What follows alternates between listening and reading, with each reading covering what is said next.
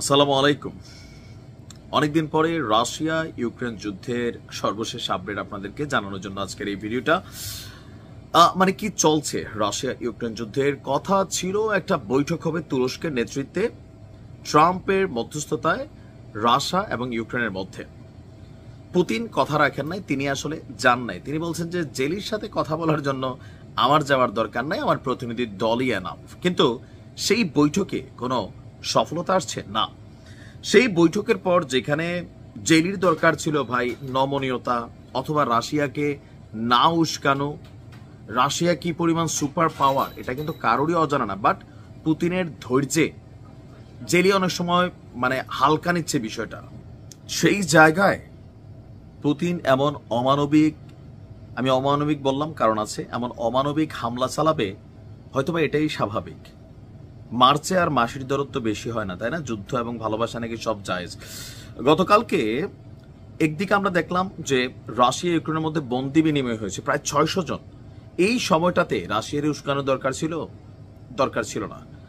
কিয়েভের সেনাবাহিনী আপনার রাশিয়ার অভ্যন্তরে যে এলাকা আছে সেইখানে তারা একটা অভিযান চালাইছে, আর জবাবে রাশিয়া এমনই এক অভিযান চালাইছে যেখানে 13 জন, আমার কাছে মনে হয়েছে যে এই সাধারণ মানুষগুলোর মৃত্যুর কোনো কারণ নেই। আমরা যখন গাজার মানুষদের জন্য কাঁদি, বলি, প্রতিবাদ করি, এই জায়গাগুলোতে প্রতিবাদ করি, তবে জেলির উচিত যত দ্রুত সম্ভব পুতিনের কাছে ক্ষমা টমা চাইয়া সে এই যুদ্ধকে মানে বন্ধ করা।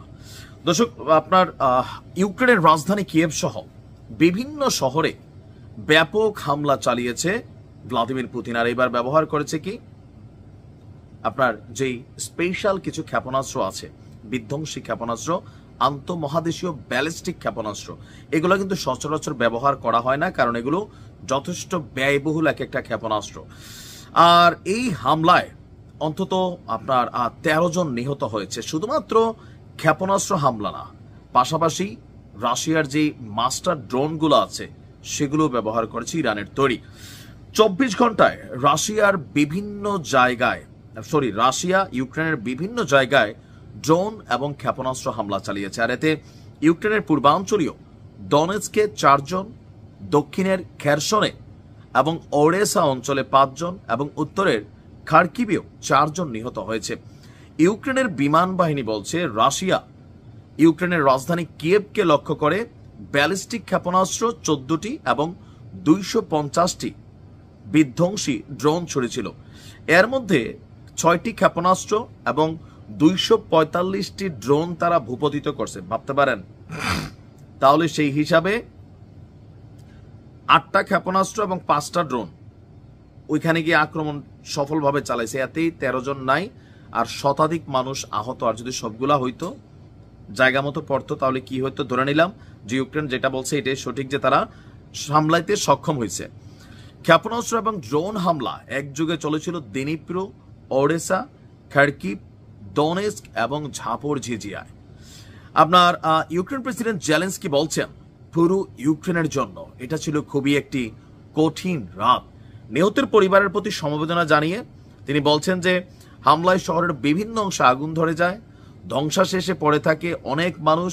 তারপর হচ্ছে পুলিশ বলছে যে আপনার আহতের সংখ্যা আপনার অনেক। সারা রাত জুড়ে বিস্ফোরণের শব্দ এবং দফায় দফায় সাইরেন বাজতেছিল। রাতের আকাশে বেশ কিছু জায়গায় আগুন জ্বলতে দেখা গেছে। আর ইউক্রেনের সংসদ সদস্য একজন, তার নাম হচ্ছে কিরা রুদিক, তিনি বলছেন সারা রাত নিজের বাড়ির সিঁড়ির নিচে তিনি লুকিয়েছিলেন। আর এই অভিজ্ঞতা এতটাই ভয়ঙ্কর ছিল যেন প্রলয় নেমে এসেছে, চারদিকে বিস্ফোরণের শব্দ।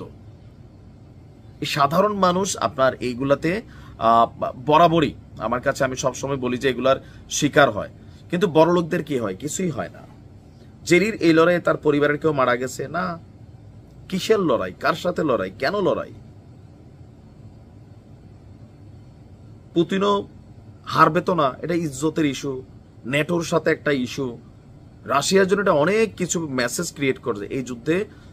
কোন রকমে মানে নিজের থেকে আকবারে গিয়ে যদি যুদ্ধটা বন্ধ করে, অথবা হারার তো সুযোগ নাই, বা কোন রকম যে না ঠিক আছে চলো আমরা মিলা যাই, পশ্চিমারা চাইপা ধরবে রাশিয়ার টুটি। বাট জেলির তো অপশন আছে, তার দেশের মানুষই তো মরতেছে। রাজনীতিবিদদের কাজ হচ্ছে মানুষ মারা আর এগুলো নিয়ে চেতনার ব্যবসা করা। ভালো থাকুন।